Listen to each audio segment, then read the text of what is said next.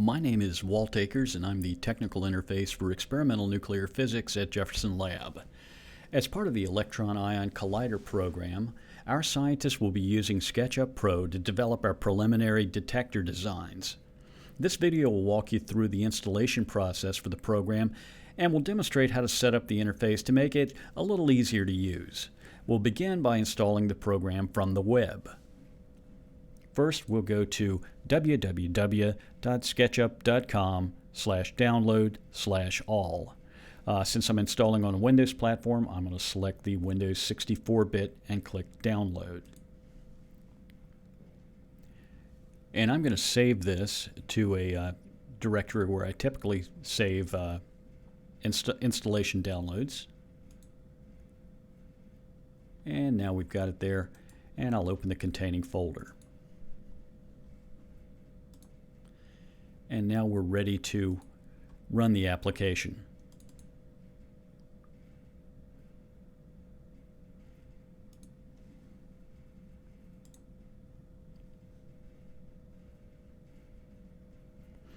All right, once the loading window comes up, we're going to leave it with English, and we're going to leave the destination directory alone, and we'll click Install.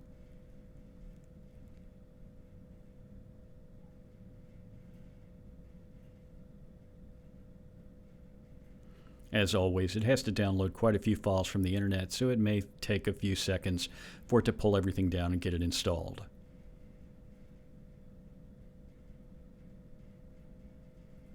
Okay, and now it's ready to go, so we're going to click Finish, and we'll bring this window down. And now you can see that we have Sketchup Pro over here on our desktop, so we'll double click that.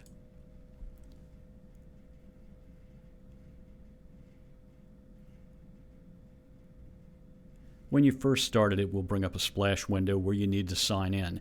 If you don't already have a Trimble account, you'll need to go to sketchup.com and get one. I do have one, so I'm going to click Sign In.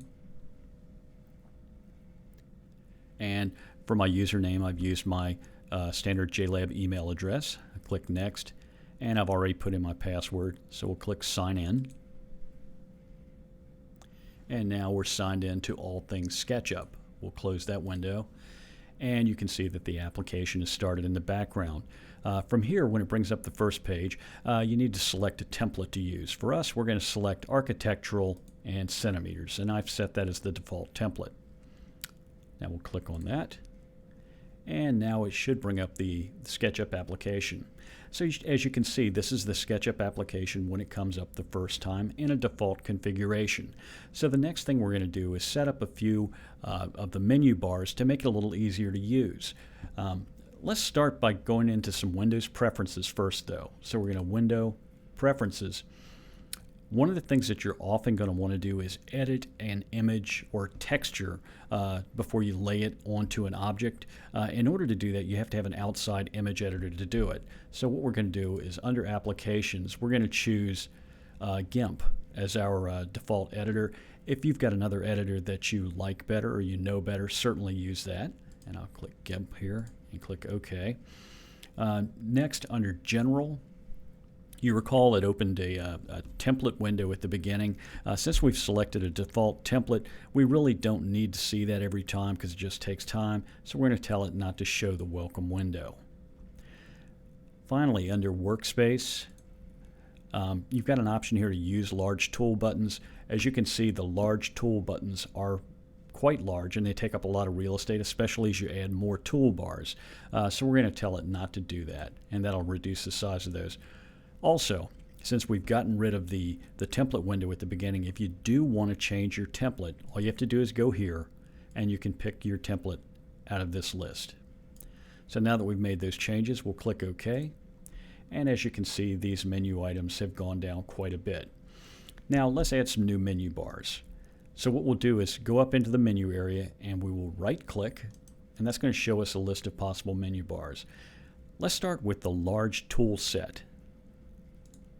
This is one of the best menu items that SketchUp has because most of the things that you'll ever need to use are listed right here on this side menu bar. Next, we'll right click and we're going to add a few to the top. Let's start with tags. The tags menu bar, if you've used older versions of SketchUp, used to be layers. And what we'll do is we'll move that down and right here. Next, we're going to add a Views toolbar. So we'll click on Views.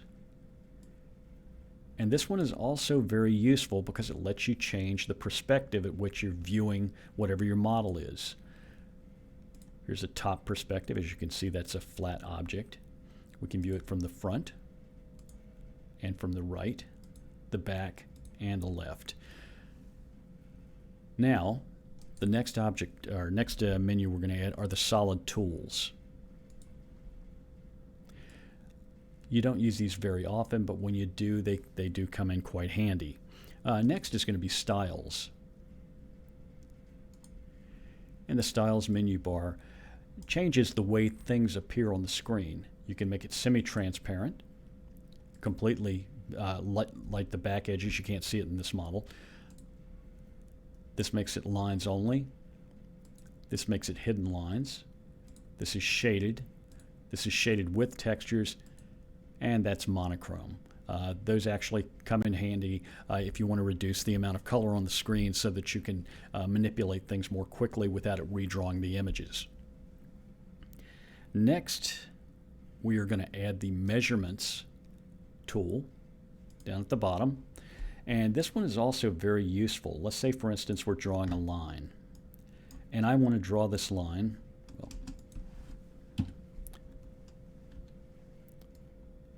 And I want to make it 120 centimeters long. Well, it's hard to zero in. You can see down at the bottom in the length that it's hard to get an exact measurement. What we can do, though, is we can draw it and then type 120. And it'll resize the line to whatever we say. If we wanted 100 centimeters, we can do that also. And it reduces the line. This works with all the other drawing objects that SketchUp produces, and is actually very useful for getting a precise size. So now, for now, we'll delete that. Now, the next thing we're going to look at is these trays that are located on the side. As you can see, the default tray is very busy. There's lots of stuff in it, and it's easy for this tray to become overwhelmed, so there's just so much in it that it takes forever to find anything. Well, one of the nice features about SketchUp is you can take everything out of the default tray and place them in independent trays. So let's create a few new trays just to make things a little easier to work with. So we'll go to Window and Manage Trays. And let's start with a Materials tray. And so we'll click New, put the name in as Materials, and then we'll tell it we want the Materials dialog in there, and we'll click Add. Now it's created a tray that just has materials in it. Close this so we can scroll down, and you can see it's got colors and textures of all sorts located in here. Next, we're going to add a new tray, and in this one we're going to add a layers tray. Now, layers are now tags, but since I've been working with SketchUp for a number of years, I'm used to the term layers, so that's what I'm going to use, but I will add the tags dialog to it. And we'll click Add. Next, we'll add a styles tray.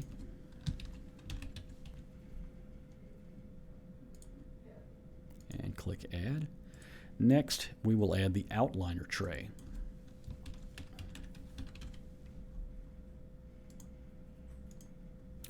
After that, we're going to add a scenes tray.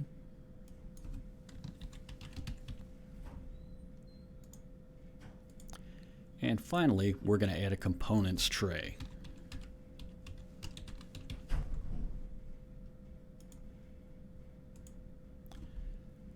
Now, as you can see, all of those trays have been added along the bottom so that you can select between them. And all of them are relatively simple and only have one type of information in them. On the default tray, you can see that all the stuff that we've added new trays for has gone away, and this is pretty much a sparse tray at this point. So we are going to add a couple of other things to that tray. So for the default tray, we're also going to add not fog, soften edges And we can also add fog in case you want to use it. And we'll click close. So now we've got all of our menu items put in, and we've got our tray set up. The next thing we're going to do is add a few plugins. Plugins are tools that have been written by third parties that provide support inside of SketchUp and do nice little nifty tricks for you and little tasks for you that could become repetitive and time consuming if you have to do them yourself. So let's start with, go to the extension warehouse. So under extensions, click extension warehouse, and it takes you to the online extension warehouse that shows all of the stuff that you can download and install. There are thousands and thousands of extensions in this warehouse, so you should take a look through it from time to time and find out if there's anything new and interesting. You'll find a lot of times many of the problems that you have already been solved by somebody else, and they've got a plugin that does it. For us, we're going to start by adding the advanced camera tools.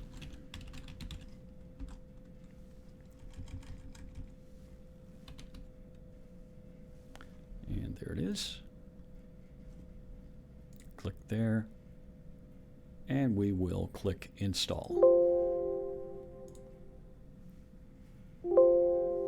Okay, and we've installed that. The next one we're going to install is TT-Lib 2, which is a library that is used by some of the other plugins.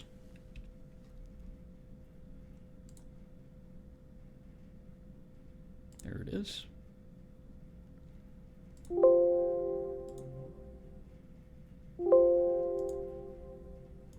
Next, we'll add Cleanup 3.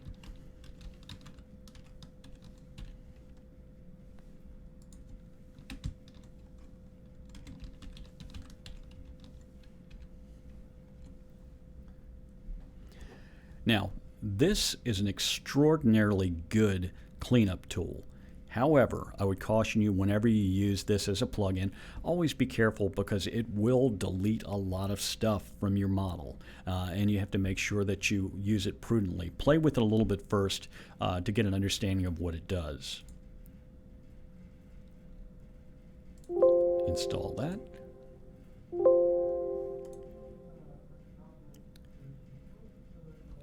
The next one we're going to install is Selection Toys.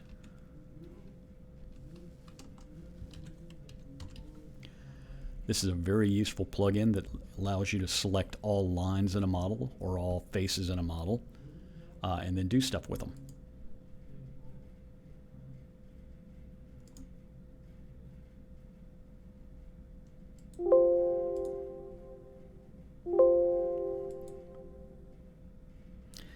And finally, we're going to install Weld.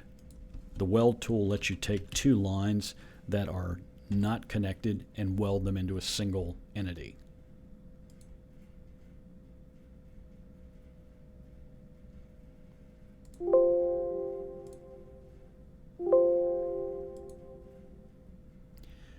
Now that we've added those extensions, there are a couple of other extensions that are generally no longer available from the extension warehouse, but I still have found them to be extremely useful, so I've placed them up on the Detector Menagerie page so that you can download them.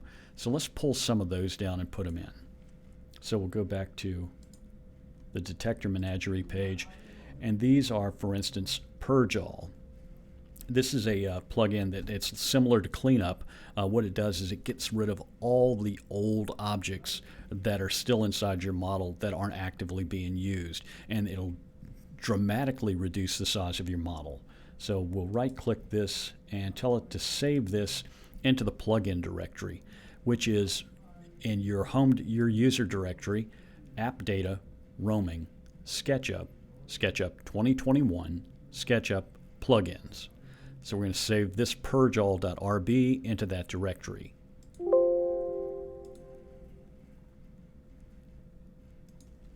The next one we're going to get is Smooth Step Animation. I'm not going to describe what that does right now, but we'll cover that in a future video. And we'll save this into the same directory, App Data, Roaming, SketchUp, SketchUp 2021, SketchUp Plugins. And next we're going to get Proper Animation.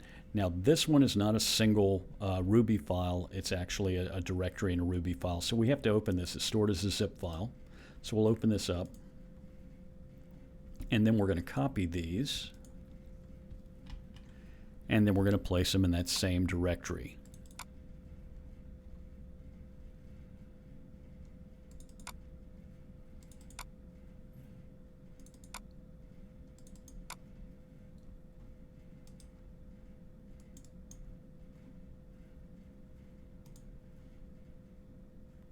Okay, so for these Ruby-based plugins that I've added, it's really, some of those don't load until after you restart the application. So if you look here, you'll see we have some of the stuff in here, but not all of them. So what we'll do is we're going to restart this. We won't save changes, and we'll restart the program. And when it comes up, all of these new extensions should be included and should have been read into the application. Now, tools like selection toys, they have their own interface that can go on the toolbar. So if we right click on the toolbar again, we can add selection toys, and we'll place that right here. And we can also add, well, nope, I think that's all we've got. Oh, the S-Master tool, which will have weld inside of it. And so we've got a couple more tools now. Finally, there are a handful of shortcuts that I've found that are very efficient for me. And what I'm going to do is I'm going to go ahead and load those shortcuts from the web. I've placed them on the Detector Menagerie page in case somebody wants to look at them to see which ones they like. So we'll go to Window, Preferences, under Shortcuts, and I will grab the path to that. Copy link. And I'm going to click Import and place the link address here. And I'm going to tell it just to import the shortcuts. And now they're in there. So at this point, SketchUp is set up with all the options that you should need to get started with detector modeling. In the future, we'll produce some other videos that show how to put the detectors together using the Menagerie parts. For now, good luck and happy sketching.